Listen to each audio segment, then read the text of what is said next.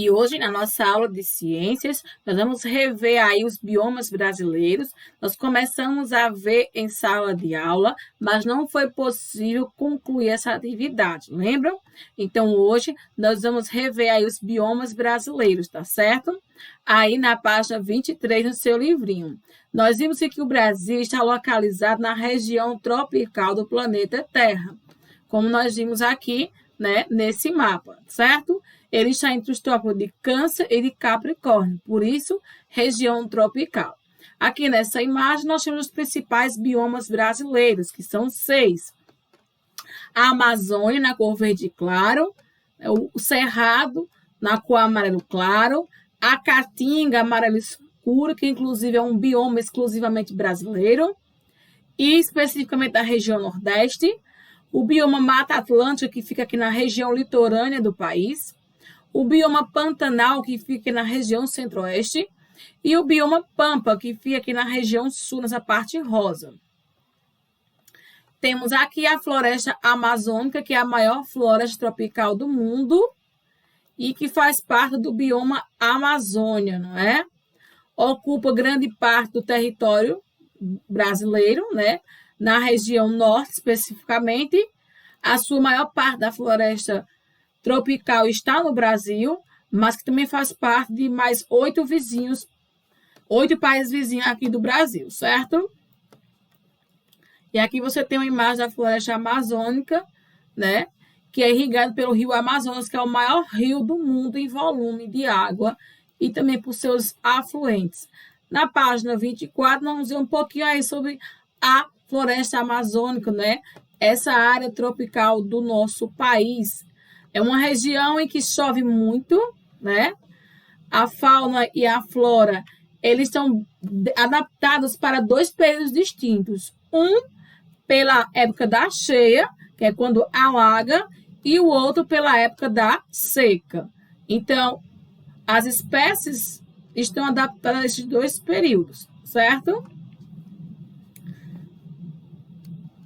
A floresta amazônica, né, que cobre a maior parte do território brasileiro, tem diferentes ambientes da região da floresta. Temos também a Mata do Igapó, que é a região que alaga, né? Você vê aqui a Mata do Igapó, onde tem a Vitória Régia, que é uma das maiores plantas aquáticas do mundo. E temos também a mata de terra firme. Então, nós temos a parte que alaga e temos também a área de terra firme, não é? E sobre a seca, não é como aquela que nós temos, né, nos desertos, ou também seca como a região Nordeste, né? É diferente, né? Na época em que as águas dos rios da região descem o nível mais baixo, expondo aí a várzea. Então, diríamos que essa aí é a época da seca, né? Quando o nível da água, do alagamento, o nível baixa, né? Então, é a época, dizemos que é a época da seca. Não é uma seca como nós vimos sem ter água de forma alguma, é diferente. Ela fica inundada entre alguns meses de março e setembro, aí acumula aí uma grande quantidade de limo, né, que é um excelente fertilizante para as espécies vegetais, onde você vê aqui na imagem, não é? Quando a água vai se acumulando aqui, tá vendo a calha do rio? Na página 25, nós vamos ver sobre os vegetais, né, e as florestas úmidas, onde elas se adaptam aí ao período de alagamento, tá certo? Para os animais das florestas úmidas, a quantidade de alimento é enorme. Então, na floresta amazônica, há uma grande quantidade de seres vivos, tanto animais como plantas. Há uma variedade enorme, né? Você vê aí que a região amazônica abriga enorme quantidade de animais e vegetais. Alguns dos exemplos você vê aí, como antas, araras, tucanos, entre outros, são aproximadamente aí 2.000 espécies. E aqui você tem a imagem, não é, do pirarucu, que é um peixe encontrado na bacia amazônica, também ameaçado de extinção. Temos aqui na Amazônia algumas das espécies como macaco de cheiro, macaco prego, que é os saguis, não é?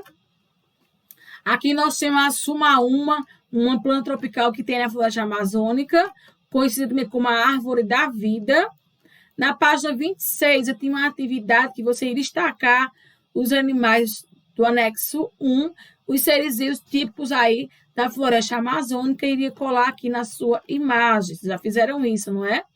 Na página 27, nós temos a seção Meu, Seu e Nosso, né? Que é a comunidade do Bodó, que são amazonenses que vivem aí. O Bodó é conhecido pelos amazonenses, um peixe que vive muito, né? O corpo revestido por uma carapaça áspera e é capaz de respirar fora d'água e viver na lama. Então, por habitar essas áreas alagadas e barrentas, inspirou o nome aí dessa comunidade, da favela dos palafitas no estado como Bodozal, né? Assim como o peixe, para habitar as regiões alagadas de Manaus, é preciso ser resistente. É como essas pessoas que vivem aqui, né, nessa favela, né, sob palafitas. São pessoas que vivem nessas mesas em casas de palafitas inundadas. Gente, palafitas, você tem uma ideia? São essas casinhas aqui sobre as águas, só que elas são suspendidas com essas coisas aqui de madeira, certo? Elas têm uma base de madeira, né, sobre a água para não ser inundadas. E aí foi conhecido como bodozal. Por ser o nome de um peixe resistente, essas pessoas também resistem aí ao período de alagamento. Então, esses pontos aqui permitem a circulação das pessoas, né, que passam por cima de um mar de lixo e esgoto com plásticos, objetos que boiam em um líquido escuro.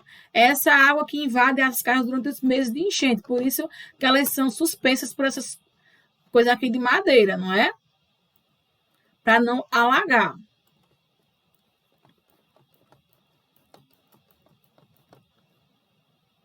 Só um minutinho, voltar aqui. Então, aqui, não é?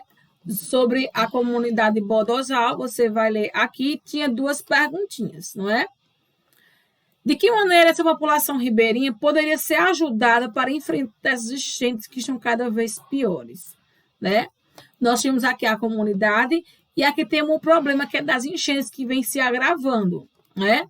Então, mesmo com o conhecimento, a tecnologia do dia de hoje, pouco se tem feito para ajudar essas pessoas que vivem nas comunidades ribeirinhas. Então, nas favelas de palafitas, muitos moradores gostariam de se mudar para áreas protegidas da enchente, mas eles não têm para onde ir. Aí tem aqui duas perguntinhas oralmente. Como é que essa população poderia ser ajudada para enfrentar essas enchentes? E você, o que acha? E de acordo com o texto, que os especialistas acreditam que essas mudanças climáticas estão influenciando nos eventos naturais, como, por exemplo, a cheia dos rios. Essa questão aqui, né, que era para pesquisar com os colegas qual a importância da manutenção da cobertura vegetal. Nós já vimos isso em uma outra aula, não é? Para ajudar a manter, né, a cobertura vegetal, né, o desmatamento, a gente tem que evitar o quê? A poluição, o desmatamento, as queimadas, são uma das ações e atitudes que podem ser feitas para amenizar essas mudanças climáticas, não é verdade? Na página 28, você tem uma atividade para responder sobre a floresta amazônica. Daqui a pouquinho estaremos corrigindo. Essa parte terceira da pesquisa não será feita, né? Essa parte da sessão relembrar, você vai ler o capítulo, né, sobre os biomas do planeta terrestre e você vai completar aqui, não é, a sessão Vamos Relembrar. Na página 30, continuamos ainda, né, com os biomas brasileiros. Nós vimos que são 6 biomas. E aqui a professora Cecília está explicando que o Brasil abriga o quê? A maior biodiversidade do planeta. Vocês sabiam disso? Pois é. O nosso país, né, o Brasil, tem a maior variedade de seres, né, do planeta, entre plantas e animais. Aqui nós temos um pouquinho, né, um resumo de cada bioma brasileiro, né? Aqui temos algumas perguntinhas, nós vamos conversar sobre eles na aula online, sobre os biomas brasileiros, se você conhece alguma, a diferença entre espécies endêmicas e nativas, e aqui na página 32 temos um pouco sobre a caatinga, né? Mais da metade da caatinga do Nordeste, não é? É coberto pela caatinga. Nós vimos que é um bioma exclusivo do Brasil e em especial aí da região Nordeste. A vegetação é rala e também tem pouca chuva e uma seca muito prolongada. É o nosso bioma. Tem uma grande quantidade de arbustos de pequena estatura, com galhos retorcidos e raízes muito profundas. Eu não sei se você já viu, né, as espécies de cactos aqui na nossa região, tem vários tipos de cactos e suculentas, não é verdade? Esses galhos retorcidos, a raízes profundas, favorecem o quê? A absorção de água. Os arbustos perdem as folhas, né, para evitar que percam também muita água pela transpiração. Vocês sabiam que uma das espécies que se destaca aqui é o umbuzeiro, o cedro, a canjerana e os cactos. Eu não sei se você já percebeu, mas as plantas, né, da região Nordeste, ela é mais feita por espinhos. Por quê? Pelos espinhos, gente, vai evitar que ela perca a água, né? Vai economizar a sua água para sobreviver aos meses de seca. E aqui nós temos um umbuzeiro, o xique-xique, tipo da caatinga. Então, os cactos, né, eles têm essa capacidade de armazenar água. Seus espinhos são folhas modificadas para proteger contra os predadores e também que deles se alimentam, não é? Alguns animais nós temos, né, como a sussurana, ararinha azul, leá, veado catingueiro. Temos também serpentes, né, que são cobras, lagartos e muitos outros. Temos também os animais que são adaptados às condições do clima seco, né? Alguns deles têm a pele bem grossa, né? Quando não é coberto por escama. Tem também áreas em que a umidade é maior ou as chuvas são mais regulares, que são também os chamados brejos, que tem também uma vegetação diversificada. Temos também aí as serras e chapadas, onde chove mais, né? E apesar da caatinga ser importante, né, um dos biomas menos preservados e sofre aí progressivas perdas. Veja, se há um bioma exclusivo do Brasil, em especial da região Nordeste, ela precisaria ser mais cuidada, mais preservada, gente. Infelizmente, isso não acontece. Na página 33, nós temos um resumo sobre o Cerrado, que inclusive é a segunda maior formação brasileira. Está na região centro-oeste e em outras regiões do Brasil. O clima tem 2 estações, né? E, por incrível que pareça, é o contrário. O inverno é seco e o verão é chuvoso, né? O clima é o contrário lá no Cerrado. A aparência das árvores são secas, com troncos retorcidos e folhas grossas. Aí tem um pouco aí de vegetação rasteira com campos limpos. A biodiversidade no Cerrado estima-se em 10 mil espécies, entre vegetais, né, e mais de 1.000 espécies de animais, entre o que? Vertebrados e invertebrados. Ou seja, há uma grande diversidade aí também de seres vivos. Também é ocupado pelo ser humano, né, e essa diversidade está sendo muito ameaçada pela caça e pelo comércio ilegal, né, de madeiras e animais. Vejam, também pela poluição, o garimpo, né, ilegal, a agricultura mecanizada, a pecuária intensa. Então, com tudo isso, apenas 2% do Cerrado é protegido pelo governo federal e estadual, como parques e reservas. Então, é uma área que ela é muito explorada pelo ser humano, não é verdade? De forma também aí ilegal, certo?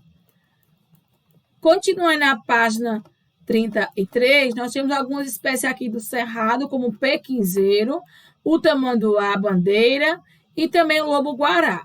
Página 34, você tem aqui um texto sobre o bioma caatinga para você ler e responder. E na página 35, continua aí a atividade. Então, nossa atividade de hoje vai aqui até a página 35 para você ver a descrição do bioma e completar aqui qual será o bioma descrito em cada tópico, ok?